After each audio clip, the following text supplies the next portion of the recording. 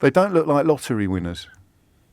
They don't look like they've been plucked from relative obscurity and dropped into this goldfish bowl of epic attention and rewards. I will probably be guilty throughout this hour of sentimentalising the situation, but as ever, it's once every 55 years. I think you can be allowed, well, maybe twice actually, depending on what happens on Sunday. And the difference between the post-match interviews is fascinating as well. You're not going to get one of them pouring, for good or for ill, I'm just telling you, saying what I see. You're not going to get any of them sort of pulling each other's pants down while they're being interviewed or pouring champagne over each other's heads. Sterling and Kane in particular, because so much attention is focused upon them. Although, once again, I think Luke Shaw probably did the most to get us over the line last night, over the 90, as opposed to the magnificent, glorious cameos by the likes of Grealish. But they were already thinking about the next game. I think previous generations would almost have felt that they'd already won the cup by getting to the final, but this lot are already looking over the horizon.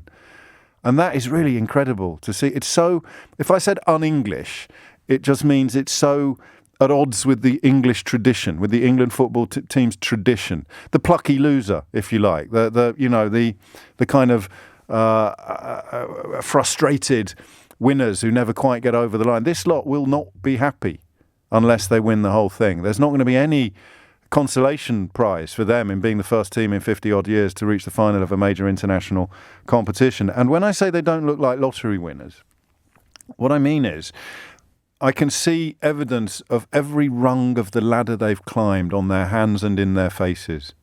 You can see that. You know, for example, that Kalvin Phillips would not have been anywhere near England if he hadn't grafted and grafted and grafted. Was it Rice who got let go by the Chelsea Academy? I mean, that is just heartbreaking for a young footballer.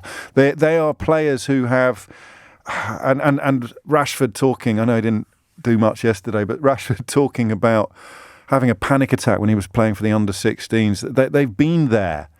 They've got the lunchbox, they've got the T-shirt, they've got the scars of struggling up the ladder, not obviously in a let's get our violins and wax lyrical about what a tough time they've had of it, but they don't look like lottery winners. They look like people who've climbed a mountain rather than people who've been dropped on the top of it.